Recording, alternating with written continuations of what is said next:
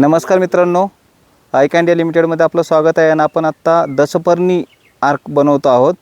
तर आपण आता त्याची प्रोसेस सुरू केली. आपल्या या टीमनी सगळ्यांनी मिळून हा पहिला सगळा पाला गोळा केला आणि पाला आपण जर पाहू इकडं तर सगळा तोडलेला आहे.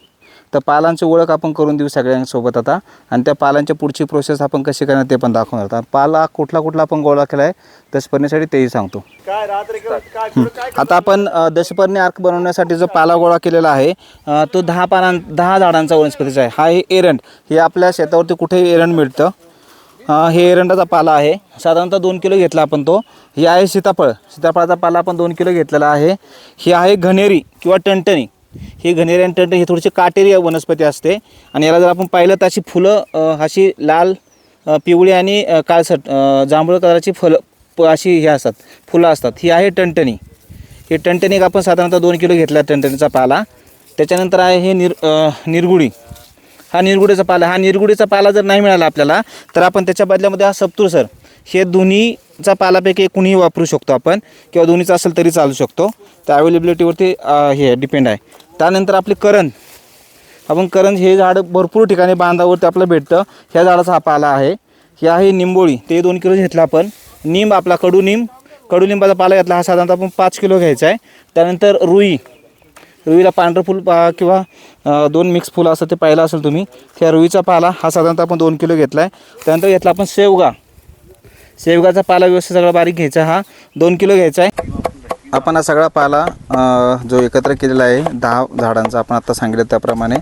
त्यामध्ये अजून एक धोत्र्याचा पाला आहे, तोही आपण धोत्र्याचा पाला पण आता करतो. आणि जे मोठे पाने त्याला आपण चॉप करून घेतो आहे, किंवा मग कडबाकुट्टी मशीनमधनं बारीक करून घ्यायचा, मग तो लवकर कुजण्यासाठी मदत होते. तर याच्यामध्ये आपण आता दाखवताना 12 पानं जवळपास 10 ते 12 झाडांचे आहेत. काही ऑप्शनल आहेत त्याच्यामध्ये. आपण तुम्ही जरी ते सप्तुरसर आहे किंवा जे बेसेरम आहे ते त्याच्या ऐवजी आपण निर्गिली याचं जरी वापरलं, फक्त निर्गिडीचे जरी पानं वापरलं तरी चालू शकतं. तर हा ऑप्शनलसुद्धा आपण पाला त्याच्यामध्ये वापरू शकतो. आणि हा शेवगाचा पाला आहे. हा शेवगा आपल्या बांधावरती इकडं वाचतो. त्यानंतर हा जो आहे सेवरीचा पाला आहे, हा आपण साधारणतः 2 किलो घेतला आहे. ही पपईचा पाला आहे, हा साधारणतः 2 किलो घेतलेला आहे. आणि हा एरंड पाला आहे. एरंड पण आपण सुरुवातीला दाखवला होता.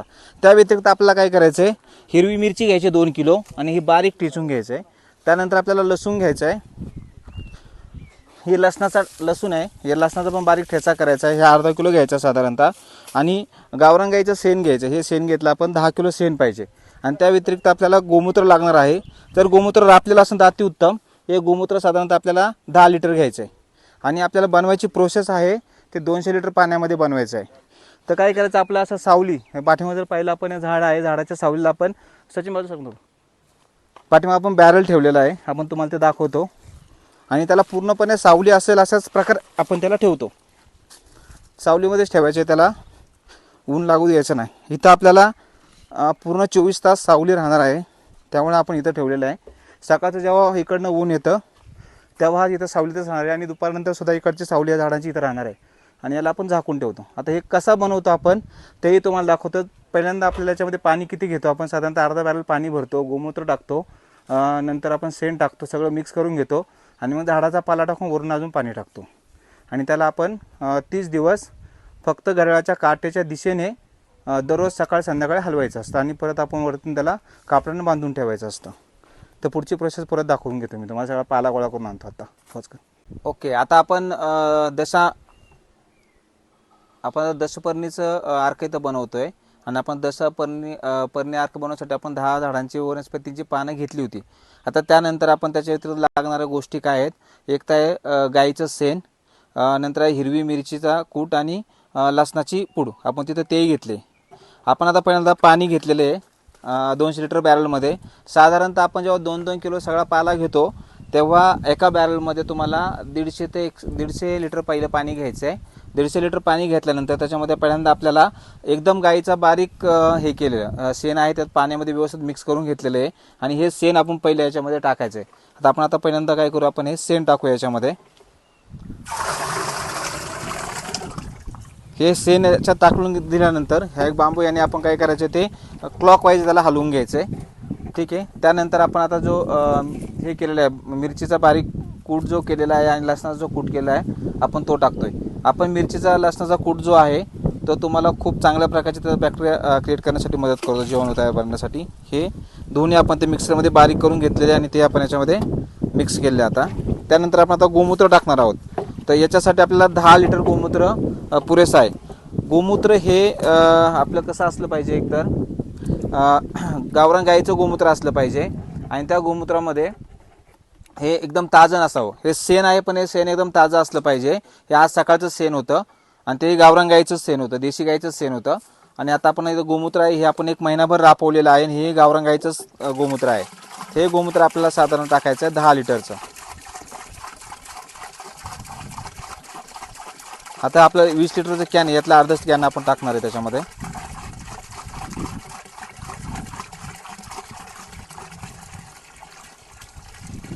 करा अजून करा.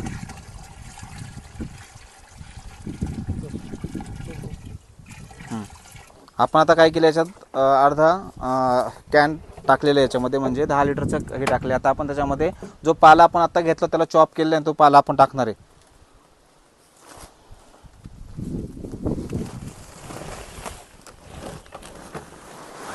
हा पाला टाकायचा आणि या पाल्याला आपण असं बांबूने त्याला खाली दाबायचं त्याच्यामध्ये. आता ओला असताना पहिल्या दिवशी तो पाला तुम्हाला असा एकदम वरतीच तरंगलेला दिसेल.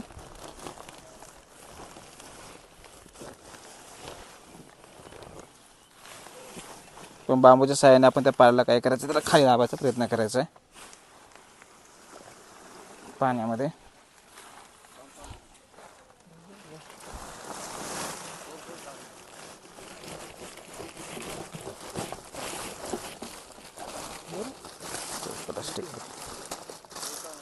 प्लास्टिक आहे त्याच्यामुळे.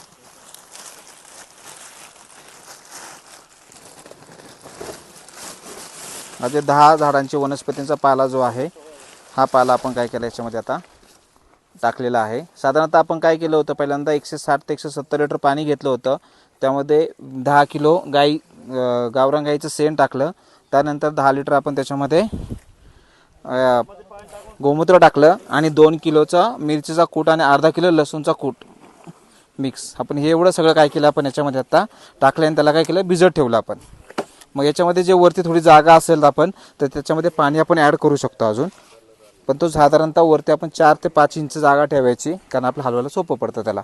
आणि हे आपल्याला काय करायचं, सगळं असं खाली दाबून घ्यायचं त्याला पहिल्यांदा. आणि दररोज सकाळी आणि संध्याकाळी 2 वेळेस त्याला काय करायचं, असं क्लॉकवाईज त्याला काय करायचं, हलवून घ्यायचं आहे मुळापासून. पहिल्या दिवशी हलवण्यासाठी आपल्याला थोडं जड जातं ते, कारण त्यामध्ये सगळा पाला असतो. आणि हे आपल्याला 30 दिवसापर्यंत, आपण आता 17 जून 2026 साली आपण आज काय करतो, याला भिजत घालतो. तर आपण हे 16 जुलै किंवा 17 जुलैला आपण हे गाळून घेणार आणि त्याच्यामध्ये त्याचं द्रावण आपण साठवून ठेवणार. ते आपण नंतर पुढे 6 महिने फवारण्यासाठी आपण वापरू शकतो. तर आपण हे आपल्या स्ट्रॉबेरीच्या आताची रोपं आहेत बनवायला, त्यासाठी नंतर स्ट्रॉबेरी लावतो त्यासाठी आपण हे मल्टिपल याच्यामध्ये करणार आहोत. आता आपण एक बॅरल आज लावलेलं आहे, असं 10 दिवसानंतरचे मल्टिपल 4 ते 5 बॅरल लावणार आहोत आपण, जेणेकरून आपल्याला पूर्ण वर्षभर पुरेल ते. तर हे आयका इंडिया लिमिटेडचं ऑर्गॅनिक फार्मिंगचं यावेळीचं पूर्णपणे सगळ्या गोष्टी तुम्हाला आम्ही प्रत्येक वेळेस दाखवत जाऊ. यानंतर आपण आत्ताच याच्या व्यतिरिक्त जीवामृतसुद्धा बनवणार आहे सेम, आणि आपण ते आता रोपांसाठी वापरणार आहोत. थँक्यू. तुम्ही आमच्या चॅनलला लाईक करा, सबस्क्राईब करा आणि असे नवीन नवीन व्हिडिओ आमचे तुम्ही पाहत जा. आणि जैविक आणि ऑर्गॅनिक फार्मिंग किंवा ऑर्गॅनिक गोष्टी तुम्ही खा आणि हेल्दी राहा. Thank you very much.